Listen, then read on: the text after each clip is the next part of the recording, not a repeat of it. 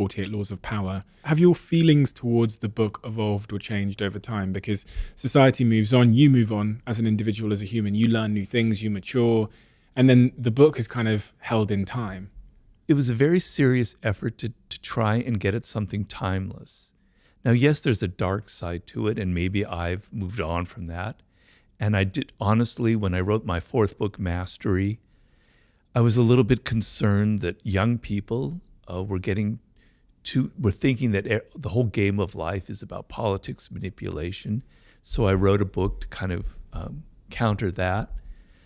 But I think the book is true and it's held up. I think if I look at business, what's going on in the business world, I kind of I think I hit it on the nail about what goes on in the dynamics and the power game.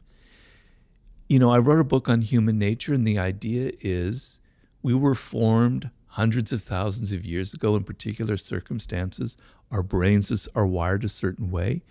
Yes, we're very sophisticated. Yes, we have the internet. Yes, I'm here being interviewed by you on a podcast. It's pretty insane.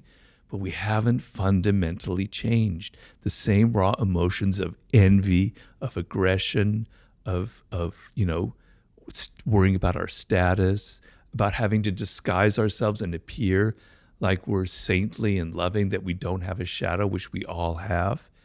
None of that has changed. What is power? I was really compelled when you're talking about the evolutionary roots of power, but like at its essence, what is power? It's not what you think it is. It's not, Vladimir Putin or presidents or Biden or all these political figures and these big games. Power is a feeling. It's an essence. It's an emotion. It's a human need and desire. And really what power is a sense of understanding yourself and being able to control yourself. So the way I look at it, I like to look at it not through the lens of great power politics, but as an average, everyday human being here in the United States or in England. The feeling that you have with your children, with your spouse, with your colleagues, the people who work for you, the sense that you have no control, that you can't influence them with your ideas, that you can't get them to maybe soften some of their ugly behavior if they have that you can't get them interested in helping you with a project or whatever, is the most miserable feeling a human being can have.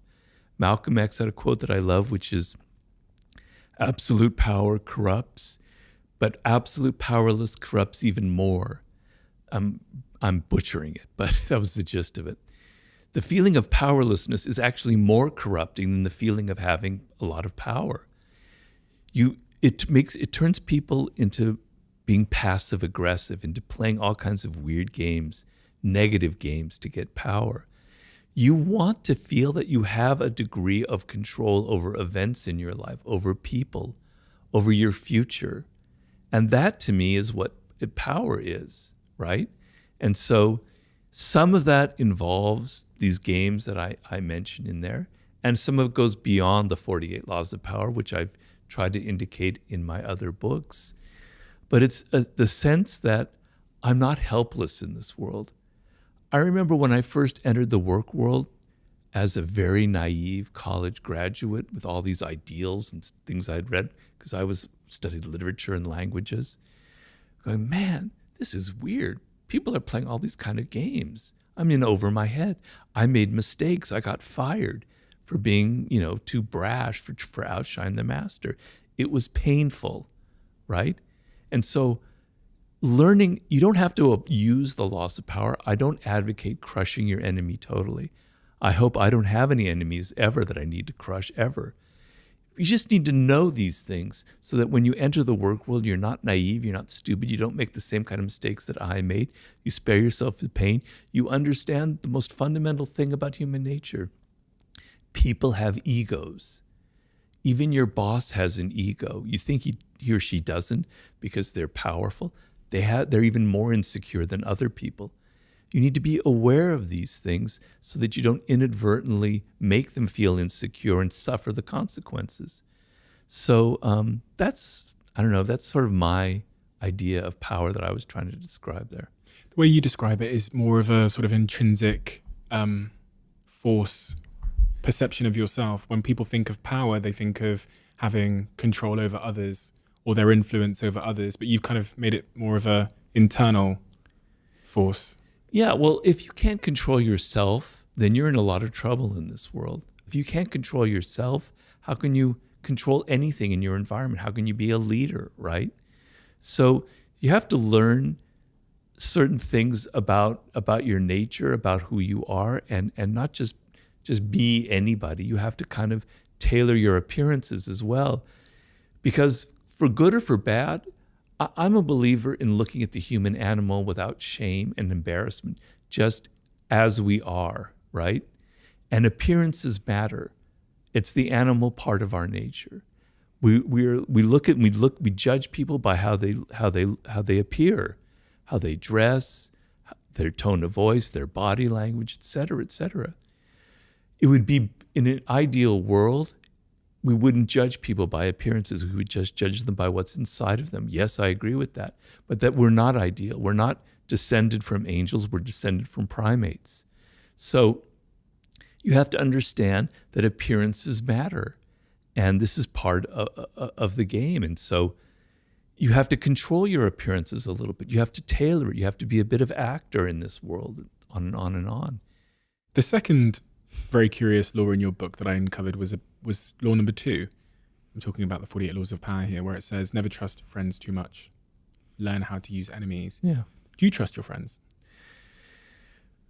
Okay, well, everything in the book is context. So when you take things out of context, it's a little harder to understand.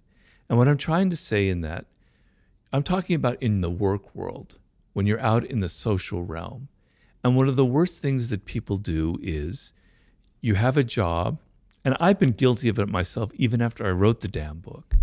You're out in the work world and you need to hire somebody. You need to find a colleague. You need to find a partner or an employee. Your mind naturally gravitates towards a friend, right? Because they know you, you trust them, you have a relationship, and you feel comfortable with them. And it's a terrible mistake. So many of the worst things that have happened in history are because of that very problem. Because friends, there's all these emotions involved between people, right? And those emotions confuse the issue. So what I'm talking about in that law is when you need to get results, you need to think, when you have a job or something, you have to think in practical terms, not in terms of emotions, not in terms of friendship, et cetera, et cetera. So you want to keep your work world separate. It's not everything about life is having to be friends and having nice things and everybody like you. Sometimes what matters is getting results done. And sometimes the best person to work with isn't your friend because they don't have all this other stuff that we're talking about. In fact, a very powerful move is if there's an enemy out there, somebody who you never got along with, if you approach them and say, let's bury the hatchet, I have a job and I'd really like you to work with me. I know you're really smart. The turnaround of emotions is a very powerful thing where they're going, wow, yeah, sure, that's great. I never expected that. And they're highly motivated to now prove that they're worthy of your change of mind. So it's not about not trusting your friends in the realm of friendship in personal relationships. It's about being aware that the work world is different from the realm of personal relationships. Do you believe there's anybody out there that doesn't play power games, manipulation, have shadows, have darkness in them? No, I don't. But so in my war book, I read the biography of Mahatma Gandhi, one of the saintliest figures in history, right? And I realized that Mahatma Gandhi was actually a brilliant strategist. Now, I'm not saying his use of nonviolence and civil disobedience didn't come from the heart. He didn't mean it. He didn't actually believe in the peaceful method. He did. He was very sincere. But he was very strategic about it. And he planned a campaign, several campaigns like the Salt March in the 1920s, where he knew, for instance, that the English public was very liberal-minded. They had this ideal of themselves as being they weren't colonialists, they weren't imperialists, They were doing the best for the world. And he deliberately had these marches where he knew that they would be reading in their newspaper and seeing photographs of Indian people being beaten up by Englishmen and their Indian officers on the streets of wherever. It would have a terrible impact on the public. He thought in terms of strategy. Okay, so there's Gandhi. Then there's Martin Luther King, who's somebody I wrote about a lot in The Laws of Human Nature. Another great icon whom I admire, who actually was inspired by Gandhi and had campaigns of civil disobedience. And there was a campaign, I believe it was in Montgomery or Selma, I can't remember which one, where he was getting fed up. They weren't getting very far in the civil rights movement. They were reaching a stalemate, and he was getting very frustrated. And somebody, an advisor came to him and said, look, we're going to have this massive march, and I can get a lot of elementary school and junior high school students to be on this march because they believe in you and they're very fervent. And I think it would be great. And his advisors go, God, you can't do that. You can't put 13-year-olds at risk. And Martin Luther King thought about it very deeply. He said, no, we're going to go ahead and do it. Because, damn it, I want the American public sitting in there all fat and watching their televisions to see these brutal, Bull Connor, the police chief then. I want to see these children being water hosed and beaten, and it's going to have an incredible impact. He was being strategic, and his advisors were shocked by it, but it ended up proving to be one of the most pivotal, important moments in the civil rights movement. So here you have Gandhi and Martin Luther King. And Martin Luther King was a flawed individual, as we know, right? He had a private life that wasn't exactly in the same as his public life. I don't judge him for that because he was a brilliant man, and I admire him. I love him deeply. Reading his biography made me even admire him even more, seeing that he had a human, flawed side to him. But these are icons that we set up, and they reveal what I'm talking about in human nature. You can't escape it. Yeah, maybe there was some saint born in some century that I've never heard of that maybe got pretty far away from everything I've talked about. But, we all have this idea, like in The Laws of Human Nature, I write about irrationality, envy, aggression, or narcissism. Narcissism is a good one. Oh, they're a narcissist. I'm not a narcissist. I'm not self-absorbed, but they are. Yeah. I don't have any of those traits. Well, damn it. Every single human being has self-absorption traits. We can't help it. We naturally think of ourselves first. Yes, there are people who are much deeper narcissists in life, no doubt, and there are toxic narcissists, but we all have a touch of it. I want you to be a little more humble in this world and not be so arrogant and not think that you are somehow exempt from having a dark side, that somehow you were born with a halo over your head, that you were born different, you don't have human nature, that you're a saintly person, you're much better. Get rid of your moral superiority, because I find that deeply offensive. We are all cut from the same cloth. We all have the same flaws. And when you look at yourself, and when I wrote The Laws of Human Nature, I'm going, damn it, Robert, you have a dark side. You're a narcissist. I had to come to terms with my irrationality, my grandiosity, my aggressive instincts. But it's the only way to change yourself is to be aware that you have these issues. I have the narcissistic tendencies. Now I see it. All right. Now when they pop up, I can control it better. I can say, damn, Robert, you're being too self-absorbed to think more about the other person. But if you go around in life thinking, I don't have any of these problems, I'm not a narcissist, you're never going to have the awareness to stop the fact that you are actually one. Being a narcissist, is that objectively a good or a bad thing? Because when you was obviously, I know people at home go, it's a bad thing. It's a narcissist cause a lot of harm, and that's very true. But in the context of the human animal and why the human animal develops certain attributes and qualities to maybe further its survival or its ability to stay within the social pact, is it just a consequence of being a human to have these like shadow traits and to be coercive and manipulative? Is it good or is it bad? Or is it neither? It's neither. Because it just is, right? So with narcissism, for instance, there's a reason why we're narcissists. So I explain in the book, it's not my own theory, it comes from some great psychologists like Kohut, the origins of narcissism, right?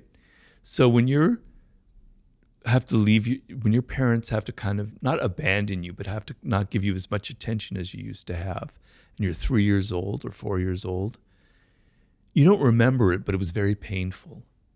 Like, oh, they don't love me as much. What's wrong with me, right? You know, I have to get that love and attention, not just naturally. I have to do things to earn it, et cetera, et cetera. And what happens with a lot of people in that situation when you're a child is, I have to develop I have to be my own mother or father. I have to find a way of loving myself. When something bad happens, I have to retreat inward and go, I'm really not so bad at all. I'm actually a decent person. I like my own tastes. I like the clothes that I wear, et cetera, et cetera. You're developing the shreds of self-esteem, right?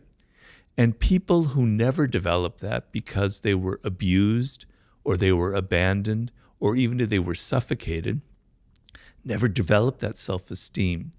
And so what happens in life is if you don't develop that and you get older and people attack you and yell at you or criticize you, you can't retreat inward to that self-esteem, that love you have. The only thing you know is to get angry, they call it narcissistic rage, and to yell at people and say, God, get away from me, you're evil, et cetera, et cetera, et cetera, right?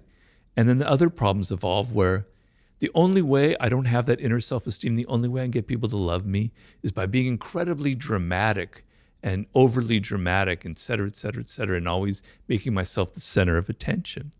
That's what creates a deep narcissist. That's their only way of getting the love that they need. So children, we all need that degree of self-esteem, that anchor in our life.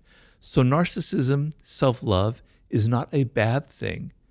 But what happens is as you get older, if you go too deep into it, it becomes a problem.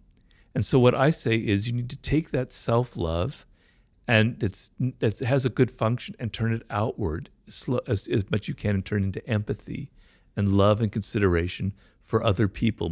That's your task as you get older in life. That's how I approach all of these flaws.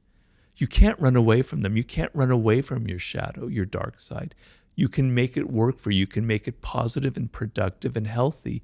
You can become a healthy narcissist, which is a name that I use in the book. You can use your dark side for positive purposes.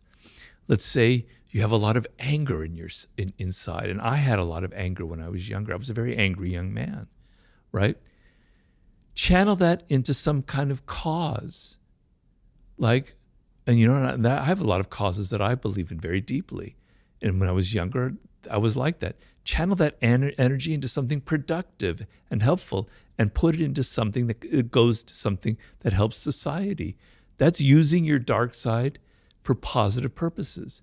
Because the dark side of human nature has a lot of creativity, has a lot of energy. An artist has to have a dark side. You use your dark side because all those dark emotions, all the people that shat on you in your life, they inspire you. They create your best work. Don't run away from your shadow. Don't run away from your narcissism. Use it in a healthy way. The Art of Seduction. Why did you write a book about the topic of seduction?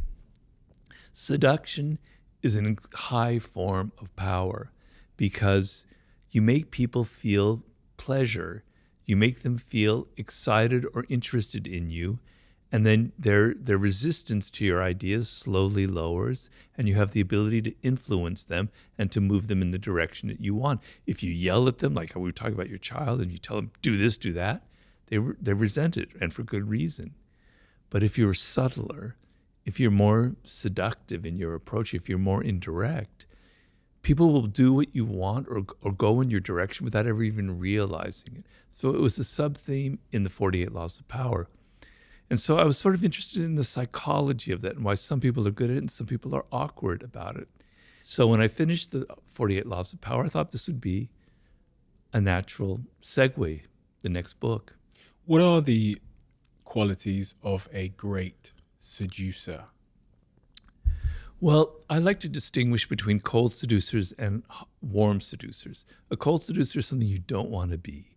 That's the typical image that we might have of a male seducer, but even of a female seducer, like the great courtesans, etc., where they're just after money or the men are just after sex.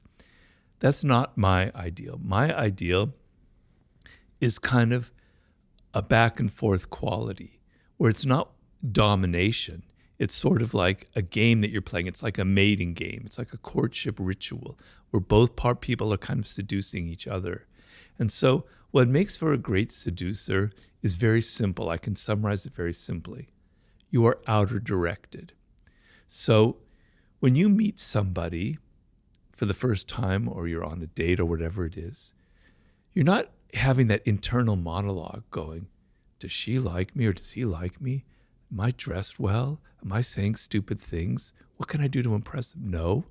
You turn it off and you're outer directed and you're listening to them and you're entering their spirit and you're hearing them say things that give you idea of what they're missing in life, of what they want, of what their needs are, of what makes them an individual.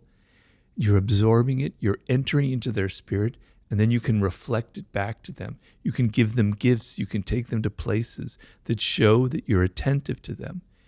Because if you look at how we are in our day-to-day life, normally people never pay us attention. They're always so self-absorbed. They're never thinking about us. The times where you get the sense that people are actually interested in who you are as an individual is pretty rare. If you give that feeling to someone, it's incredibly powerful because we all want to be validated. We all want to be recognized. So the seducer is not someone who's all worried about him or herself and thinking. They're involved in the other person. They're absorbed like a sponge inside their psychology, inside their world. A lot of this is, very applicable to romance and dating, et cetera, et cetera. It feels, for whatever reason, not necessarily something I've read much about in your work, but it feels like dating and romance and relationships have become much more complicated in the modern world. That it's become much more difficult to seduce somebody. What are the attributes of someone then that is not good at seducing? Anti-seducer has many qualities. I have a whole chapter on the anti-seducer. I try and define it. There's several of them. I don't have them all memorized, but one quality that's very anti-seductive is preaching and moralizing. Is like telling people, "Oh, that's wrong what you just said," or "Your politics are ugly," or you're not really good at this," or something or other. Having a moral superiority, a sense of sanctimony in a realm which should be about pleasure, where should be that kind of equality, that kind of back and forth dynamic, where you're asserting your moral superiority, is deeply, deeply anti-seductive, the element of preaching to people. Not being generous, and I mean not just with money is important, but not being generous with your spirit, right? You want to be open, you want to give as much as you can to the other person of yourself, of your time, of your money, of your energy, etc. So being all kind of crimped and I don't want to give, I don't want to spend money, I want to take you to the cheap place to eat, I don't want to give you much time, is very, very anti-seductive. When you were talking a second ago about the person who goes on the date and they're thinking about themselves and what they, what their hair looks like or whatever else, that spoke to an insecure person. Is insecurity a seductive quality or is it a anti-seductive quality? It is anti-seductive. Now, there is a part of weakness that is seductive.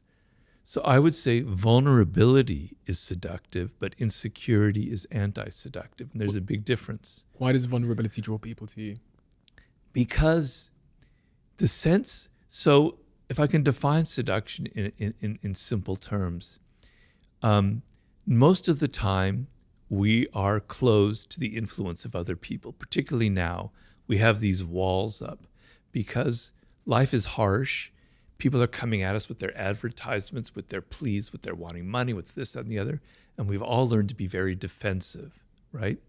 And seduction is an openness, is the opposite of that. And you felt it when you were a child towards your parents. You felt very vulnerable and open. And there was an element of your parents and how they treated you that was very much like a seduction, right? So seduction is about being open to the other person to the extent where you can even fall in love. You can fall under their spell. And the sense of letting go of your ego, letting go of your defensiveness, and letting another person enter your world is being seduced. It requires vulnerability. If you meet, the typical scenario is of a man who's not vulnerable at all. He's so powerful and in control and everything, has no vulnerabilities. It's frightening. For a woman, it could be very frightening. Like this, he's so strong, he's so invulnerable that there's something wrong about it. Maybe he's a serial killer. Maybe he's got skeletons in his closet. Something isn't right about that.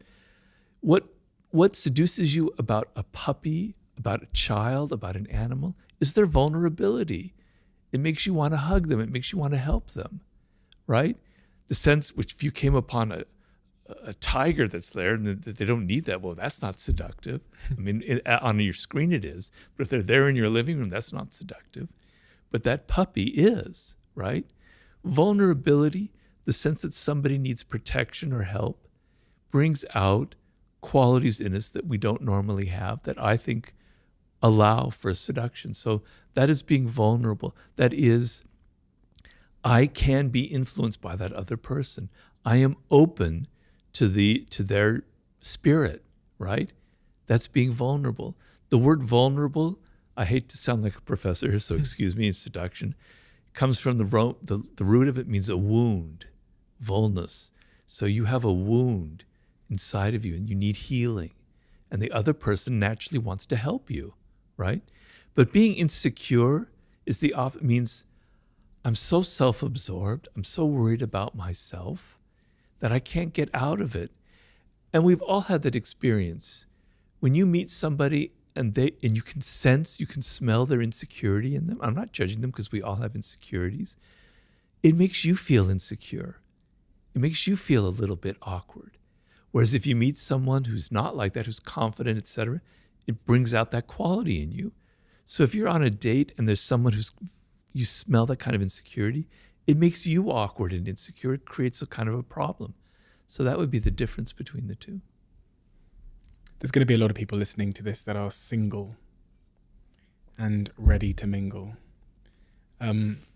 What advice would you give them in terms of being great at dating? You've talked about the importance of vulnerability there and how that kind of forms connection between humans in a very innate way. What else is great dating advice for the single people out there?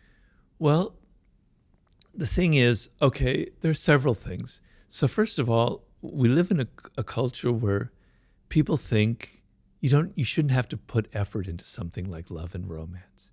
You should just be who you are, man. I don't have to put on a role. I don't have to play a game. That's manipulative, blah, blah, blah, blah. No, I'm sorry. Love and romance is something that is almost biological. If you look at animals and mating rituals, they're incredibly elaborate. Seduction is a mating ritual. And so the worst thing you can feel is that this person isn't putting any effort into something. Let's just say it's from the woman's point of view. This man, he just shows up wearing jeans and his usual sloppy outfit. He doesn't comb his hair, et cetera, et cetera, et cetera. He takes me to the pub for dinner on our first date. He's not thinking about me. He's not willing to put any effort into it. If he's not willing to put any effort into it, what's it going to be like 3 months down the line when he completely takes me for granted, which is what happens in a relationship? Am I not important enough, right? Whereas the ability to have a little bit of effort, to think of it as kind of theater and drama, and that there's nothing evil about it. So I'm going to dress nicely. I just have to be fancy. It's just that I'm going to put some effort into how I look. I'm going to take her to a place that I'm not talking about candle lights and roses and that kind of crap. You can be creative. It can be somewhere that's scuzzy, that's on the wrong side of town, but it's different and it's appealing and you put some thought into it. There's a reason you're taking her there, right? I have a friend who went on a date, and she came back from the date and was complaining because the person that she went on that first date with was took her to a spot where he had an available valid discount code for like 2 to 1. And talk about anti-seduction. There you go. Why is that anti-seductive? In that case, one might say that male is being, economically savvy, financially savvy.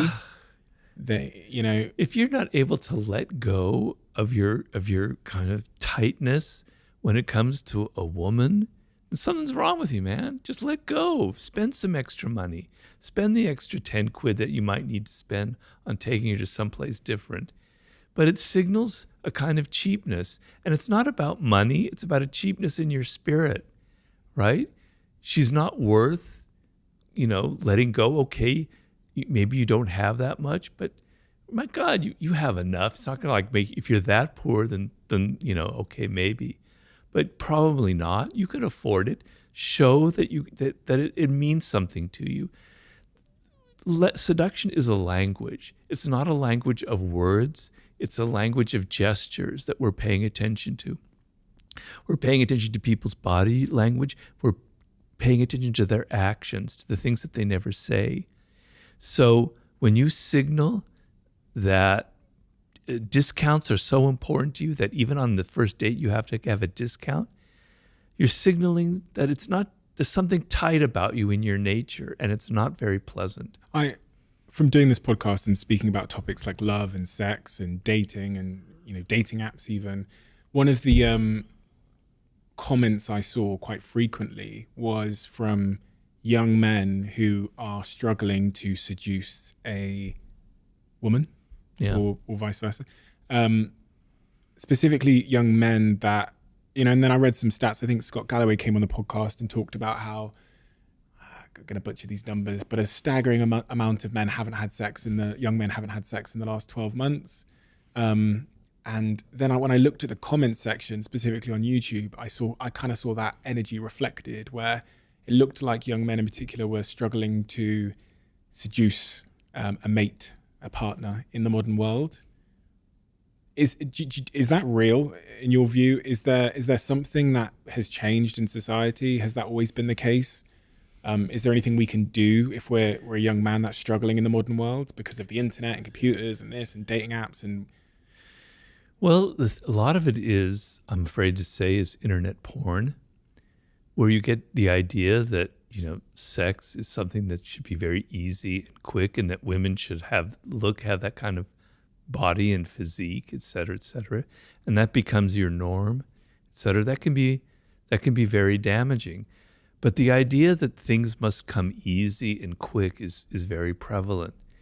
And to win over someone like, let's say you're a man and it's a woman who might be reluctant to have sex for good reason or reluctant to have a relationship, requires some effort. It requires some thinking. You can't just hack your way. You can't just swipe and get it. You can have your internet sex, but you're not going to get that in real life. It doesn't work that way. It takes time. It takes patience, and you're going to have to work and you're going to be rejected. Being with people is a skill. Being a social animal, although there's a part that comes naturally, if you spend all of your time here, you're losing that skill of how to respond to people's body language. Half of the thing is you're sitting in a bar opposite, let's say it's a woman, and how she crosses her legs, how she sips her drink, how she looks at you, how she touches her hair. She's signaling things. It's a language. It's a beautiful language, right? You have to learn it, and you're not going to learn it here because you can't. You have to be in person. It has to be skin to skin. You have to get a feel for what other people are thinking and feeling. And we're actually really, really good at that. Humans have, that's what makes us human. It's called mirror neurons. I can sense what's going on in your mind. I can read your body language. You have to get out in the world, and you have to put yourself physically out there and try and have rejection. And I know it sounds awful, but it is a skill in a way where you're learning how to understand and deal with people and understand who they are and get inside their spirit It takes time and effort and patience. So for young men, you have to realize that, right? If you think everything has to be easy and quick, it's never going to work for you. And I talk about the Hollywood actor Errol Flynn, who is perhaps numerically the greatest male seducer ever, because it's estimated that he had seduced close to 3,000 women, and he died when he was 50. And if I did the math one day, I go, how can that possibly be? And I tried to research what was his secret, and it was hard to find out. Finally, I found a book written by a woman whom he had seduced, another actress, and she said he was so relaxed and so comfortable. It was like an animal type thing. And then when I would sit with him, it was almost as if I had drunk 2 martinis just sitting next to him. His comfort and his security and his confidence, his relaxed attitude, it just made me drunk. So feeling relaxed, feeling confident and not defensive and comfortable with yourself is a very powerful seductive quality. I mean, there are many of them, but that's one that I would point out. Have you ever figured out what builds confidence? You earlier on, you were talking about how children need to experience things firsthand. You can't just tell them. You can't just tell someone, for example, to be confident. Preaching doesn't seem to work. What is it in your view that does build that true, you also can't fake confidence. No. I remember, we talked about rejection a second ago. I was rejected by pretty much every girl that I was pursuing between the ages of 16 and I'd say 22. Really? Yeah. Do you know what it was? I was faking confidence. It all changed when I actually had a sense of security in myself. Right. But in the period where I was like faking confidence, I was pretending I was confident. It was like they just could read past it. That's almost how I look back on the situation. So I came to learn that you can't fake confidence. You can't pretend to be it, because there's so many sort of micro expressions that end up reading more like insecurity than confidence. But what is real confidence, and how does one build it in your view? Well, you've kind of answered your own question there in a way. So, fake confidence is like bravado, right? And you're putting on an act. And particularly women who've had to deal with this for, millennia, they can smell it, they can sense it. They don't have to, it's not in your words, it's the body language, et cetera, et cetera. Real confidence comes from actual actions, from your actual things you've accomplished, right? So, when you're 22, 21, it's hard to have that confidence, because what is it based on? Maybe it's based, maybe you're really good looking if you happen to have that good fortune and you can feel confident about that and you don't have to try so hard. All right, maybe that might work. Or maybe you're really good at sports, or maybe you're a really good dancer, or you're a really great singer, but it's based on something real. You have a skill. You have something that separates you. You have something that you can do, that you can accomplish. Because when you're 21, it's hard to have those. I look back on myself when I was that age. I had nothing. No wonder I got rejected, So it comes from what you do in life, okay? The finest sense of confidence is actually creating things and having success and meeting goals and achieving things and having a record of that, and maybe what goes with that is having some money, but it's not necessarily, because you don't have to have a lot of money, and you don't have to be good looking to seduce. That's a myth that I try to explode in The Art of Seduction. Some of the greatest seducers, male and female, were not good looking at all. It's about psychology, and it's about how you carry yourself. But the confidence comes from actually what you can do, not how you feel or what you say. Well, it is how you feel, but the feeling is based on things that you actually can do, skills that you have that separate you, that make you feel really confident, So body language. Yeah, I find it fascinating that, there's quotes and things that say 80% of our communication is nonverbal, et cetera, et cetera. Body language is so interesting to me because, again, I think that's one of the things that it's just impossibly hard to fake. I was reading, a couple of books on, there was a phase when I was, 20, probably just after being rejected all the time, when I was maybe 22, where I started reading books from pickup artists. and they would obsess on the topic of body language. And one of the things they'd say is, and I was explaining this to my girlfriend a couple of weeks ago, that when a man is lower confidence and when he's desperate, he does this thing called pecking in a nightclub, where he'll like lean in and like shout in your ear. And when he's higher confidence, he kind of leans out and he'll wait for you to lean in. Small things like that, subtleties like that intuitively we're reading and understanding and communicating and etc. But someone that doesn't have the confidence probably isn't even aware that they do. So when I reflect on my rejection phase, I think, gosh, my body language must have been exuding desperation and low status and low value, low self-esteem. What's your thoughts on body language? And well, in my last book, Human Nature, I wrote a whole chapter on it. I quoted the figure 95%, but who knows what it really is. The thing it is that we evolved for hundreds of thousands of years before language existed, right? And our earliest ancestors depended on the group for their survival and getting along, and their powers came from observing other people and their body language. You could read it. So it's a skill that's wired into us, wired into our brains. It's a very unique skill that we humans have. It's just that you don't learn that. When you're a child, when you're 2 years old, you have it because your life depends on it. You have to see if your mother is loving you or your father is kind to you, because if not, you could be abandoned. Your life depends on it. You're great at reading that. And children are incredibly adept at picking up body language. So if someone is fake, if someone's an imposter, they hate being around children because children see through you, like radar, right? Because they're so attuned to it. You had that skill when you were very young, but you lost it because you became so oriented with words and you became so self-absorbed that you're not paying attention. But it's extremely important, right? So the whole body is involved in it. So you've got to first stop thinking about people's words so much. Because the one thing about words, unfortunately, is people can lie. They can say whatever they want. They could say, I love your screenplay. That was fantastic. You were great in that movie. I thought you were great, et cetera, et cetera. They can say anything to please, to flatter, to cajole you.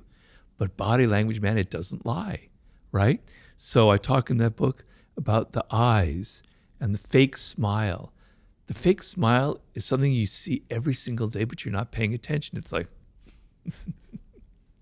It's kind of tight, right? It's like, yeah, right? But a real smile, the whole face gets animated, and there's a little crinkly thing here as your face as it lights up, and your eyes light up. It's hard to even put into words, but it's there. You can see it. It's real. It's not faked. Knowing the difference between a fake and a real smile is really important in seduction, in business, or whatever. To know if someone is like, yeah, I like that idea. No, they don't really. They're saying that to please you. They actually hate your idea. You master that language, you can start deciphering all this bullshit people are giving you. The face, you can disguise it a little bit. Actors know that. But you know what you can't fake? It's your voice. If you're nervous, not even the finest actors in the world can fake that. Your voice betrays so many things about you. It betrays your weakness. It betrays your lack of confidence, or it betrays the other quality, etc. Right? So pay really attention to the tone of people's voices, to how fast they talk. People who talk fast are very nervous. Someone who's I know I'm probably talking a little too fast here. Sorry. My mind races, so I do that. Normally, I don't talk so fast. But you talk slowly, you have a certain tone, you have a certain intonation that kind of reveals confidence, okay? Body language, posture. You were talking about pecking, right? When you go and look at a meeting of people in a business meeting, you'll see all the employees kind of leaning forward, nervous, and you'll see the boss kind of leaning back, arms crossed like this, I'm the powerful one, you come to me. I'm the leader. I'm the top dog, or she. It's a woman. I don't need to be like this. I'm like this. Body language reveals a lot about leadership qualities, et cetera, et cetera, et cetera. If you're at a party and you come up to someone that you're meeting for the first time and they're talking to you and you notice that their feet are angling away from you, that means that they're not really interested. They're looking for any moment to try and walk away and escape. They're not really into you. Whereas their feet are facing you, they're engaged, they want to talk to you, right? This is a whole art you can learn. And you can sit there and you can read it. And I give the story in Laws of Human Nature of a man named Milton Erickson, the founder of NLP and hypnotherapy, probably one of the most brilliant psychologists who ever lived. When Milton Erickson was 19 years old or so, he had polio. He nearly died. His entire body was paralyzed. The only thing he could move, the only muscle he could move were his eyeballs. Now imagine that. He was a young man with a very active mind. He can't talk, he can't do anything. All he can do is move his eyeballs a little bit. He was so bored. Can you imagine how bored you'd be like that? You can't read, you can't do anything. People would come in to visit him. All he could do was look at them and study them. He became the greatest reader of body language ever in the history of mankind. People said he was almost had ESP. He could read everything about who they were just by looking, because he ended up recovering. He became a psychologist. Because his life depended on developing this skill, he was going to just die from sheer boredom if he didn't learn how to read body language. He mastered that language much like somebody could master French. And it's an incredibly powerful language that I can't emphasize enough. You know, we can go about learning the language of body language, and I'm sure that will help, but it's such a complex, there's like a thousand things with my body language at all times, like how I'm speaking, my eyeballs, where I'm looking, my posture, my arms, like am I crossing my arms, am I crossing my legs, all of these things. So the challenge of mastering all of that feels a little bit overwhelming. Am I right in assuming the easier challenge to master is in fact just like my sense of self? Very well put. Because, if you feel confident, if you feel secure, if you're not all inward and insecure and worried about yourself, it will naturally radiate through your gestures. Yeah. And you don't have to sit there and pay attention to your fingers, your arm, your ears, your eyes. It's just there. It's natural. So yeah, that is the solution. So the two parts of the game, it's your own body language.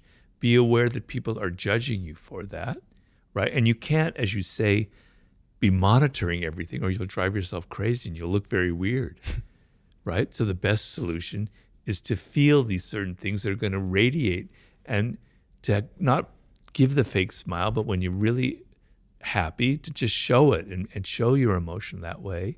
And the other side, which is I think really important, is learning other people's body language. And that can come from study and is much more a logical thing than constantly thinking about everything that you do. Your next book that I have here, Mastery. Why did you write a book called Mastery? Well, to be honest with you, it came, the idea for it was in around the year 2010, 2009. I was getting a little worried that people who were reading my books, particularly young men who were reading Power and Seduction, they were thinking, that's all I need in life, man. I just need to be a manipulator. I just need to play political games. That's what success is all about. And I was worried that, if you don't understand how to make something, what's going to be the future of mankind? Are bridges just going to fall down? Are hotels going to collapse? People don't know how to make things anymore. We don't know how to use our hands anymore, right? So being able to be good with people is extremely important as a social animal. But perhaps higher up in the hierarchy is being able to do things, to be able to have great skill and to be able to create something and know how to master a subject and to, build something that can last. That's really important. And I'm feeling like because young people, this is back in 2010, imagine now, have this idea that everything comes quick and easy because you can click, click, click and things come to you, that everything in life should be that way, that we're becoming alienated from the human brain and how the human brain operates, because the human brain requires time. If you know how the human brain operates, we have what are called neural pathways. And every time you repeat something, a neural pathway is created and strengthened and strengthened and strengthened. It's why we get addicted to things, but it's also why we develop skill. So if I'm sitting there shooting free throws day in and day out and day out, my brain is wiring it, it's learning that motor skill, that hand-mind thing, and it's getting better and better and better at it. It takes time, it takes repetition to build those pathways. And I explain in Mastery that you reach the proverbial 10,000 hours, which some people dispute nowadays. So it's just a number. It's not a fact. You've spent so long learning something that there's so many pathways. It's like this amazing inner landscape with all these connections going on in your brain. And now you can be creative. Now you can come up with things that nobody's ever thought of. You can play chess on a higher level. You can be Pele on soccer, or Lionel Messi making passes that no one had ever seen before, because you're not having to think, right? You don't have to think anymore. Your body just does what it wants. Imagine 20,000 hours, which is possible, which people sometimes attain in certain fields. You're almost like a genius. You're almost like superhuman, right? If you're someone who's so locked into the internet, to getting things instantly, you can't get past 100 hours, let alone 10,000. You're never going to develop skill, and you're going to find life really, really difficult for you. So I wrote the book because I was actually deeply worried that we were losing a part of how the human brain operates, something elemental part of our wisdom. The interesting through line between that and the subject matter we've discussed in Power and Seduction is that by learning to master something, you build that sense of self-esteem and confidence that we're looking for, to be good at the former topics mentioned. But on the topic of mastery, the first chapter in this book, and really the first question a lot of people ask, is this question about finding your passion. And I've always had a difficult relationship with this question because it sometimes assumes that there's one of them and that you have to go in search of it somewhere. In the first chapter of your book, you talk about discovering your life task. Why is it important? Is it the same thing? Is finding your passion and finding your life task the same thing? No, I just recorded this yesterday on my own podcast. I went on a rant about how it's not about passion. It's not about finding your passion. I actually don't like that word passion. It kind of makes me cringe, because if you think about it, passion, to succeed at anything requires time and effort and boredom and tedium. So let's just say a simple example. You're learning to play the piano. When you first sit down at the piano, you have to play these really insipid tunes. It's so boring. You have to learn, I forget what they call it, finger exercises and scales. On any instrument, you have to learn scales, etc. It's tedious, man. If you think it's got to be passion, forget it. You're never going to get far. The thrill comes after a year of playing the piano, and you get better at it, better and better. And now it starts becoming fun. Then 10 years, it's more fun. Then 20 years, it's fantastic. I'm not trying to name drop here, but the other night I had dinner with Stevie Wonder. It was the most amazing thing I ever seen. He's absolute. I wish I had interviewed him for my book. Speaking of genius, and he's blind, obviously, everybody knows. But I was watching him. He performed for us. I were there with a group of friends at his recording studio. I was watching him play the piano, and he's blind, right? And he's improvising, and it's just absolutely brilliant and amazing. And as I'm seeing this, I'm thinking, I could see the thousands of hours he's been putting in, just touching these keyboards and knowing where the keys are. It was just mind blowing how amazing it was. That is the power that the human brain naturally has through hours and hours and hours of effort. That's how it works. So, he didn't get there because it was passion. He got there because he was a child prodigy. At the age of 11, he was signed to a contract with Motown Records, right? He was playing that as he was a kid, hour after hour after hour after hour. He had a love for the piano, but it wasn't like every time he sat down, it had to be passionate about it. He had the patience to put up with all of the boring stuff, okay? So you want to discover what you were meant to, what you have a connection to, what you have a love for, right? When you're a child, hopefully, or when you're 18 or 19 or 20, that's the best time to discover it, all right? You decide, and it doesn't have to be something highfalutin or or worth, like intellectual. You could be great with your hands. You could be great with your body. You could be great with images and visuals. You could be great with words. You could be great in many different areas. Okay? They're all equal. They're all great.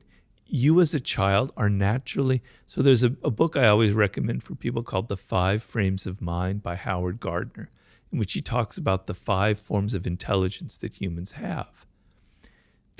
Each brain by genetically is wired in one direction or the other. You want to know that, you want to feel it inside of you. It's like a feeling. It's not an intellectual thing. You feel when you're doing sports that it's good. It's a natural thing. It's what I'm meant for. When you're involved with words like I was when I was 8 years old, it felt right. It felt like a natural fit. I have to follow this path. When you're 3 or 4 years old and it's music like Stevie Wonder and you're hearing this in your head, wow, that's it for me, right? Okay? You feel it. You feel this connection. All right, now you fast forward to when you're 18 or 19 years old and you're having to make a career choice. Okay, so I call that your 20s, the most important phase of your life. That's going to make or break you in some way. If you spend your 20s trying to learn skill in something that it connects to you deeply, right? Then things are going to happen to you by the time you reach 30. You've discovered your life's task. It may not be something so specific. For me, it was writing and words, but I didn't know what to write. I tried novels, I tried journalism, I tried theater, I tried screenwriting. But you know it gives you a direction, and you try and you try and try, and you know that's what you were meant for, that's what you were destined for. You feel connected to it, you feel a love for it, and so when it comes time to do the tedious stuff, you're able to do it because you know in the end it'll pay rewards, you'll get better and better at it, and the connection is so deep that to not do it would be miserable. So you can't think of everything in life having to be pleasurable and having to be passionate. There's going to be boredom, there's going to be tedium. How do I deal with it? You have to feel a greater love than just mere pleasure or passion. It's got to be something so deep within you that to not do it will make you deeply unhappy. For me, not to write or be a writer, I don't think I'd be alive right now. I would have been so miserable. I would have been so alienated from who I am. So that's what will get you through. That's what a life's task is. When you think about that, in the book you talk about the first phase, which is, your apprenticeship on your journey to mastery. When you're in that apprenticeship phase, when you're maybe early in your career, you're early on your journey to becoming the pianist, the violinist, the podcaster, the entrepreneur, whatever. What are the most important things to be selecting for as it relates to the job you take, the people you're around, that kind of thing? Like if there's a 23-year-old listening to this that is an apprentice at a floristry shop making bouquets of flower, and they're being offered 5 different jobs in the industry of floristry, which one should they be looking at if they're in the early steps of their apprenticeship? Very easy question to answer. Thank you. You want to look for the job that offers you the most possibilities of learning. So if you're going to go to a florist shop where there's only one other person there, it's like an entrepreneur who started it, and you're going to be like their right-hand man or woman, and you're going to learn, and the pay is half of what you could get at this very fancy. You could be working at the shop at some department store where they'd pay you triple. Take the job that pays 1/3, where you're going to learn the most. You're going to learn about the business. You're going to learn from the ground up. And, there's going to be a level of excitement where, we might not survive another few months. We've got to work hard. We've got to be motivated. We're all on the same page here. A lot of people, when they're 23, they grab the job with the biggest paycheck. And that's a mistake, because if you go to like a large firm, you're kind of lost. You don't have as much responsibility. You suddenly have to deal with all the political games, the 48 laws of power. You're not paying attention. You're not developing skills as much. You don't have as much responsibility.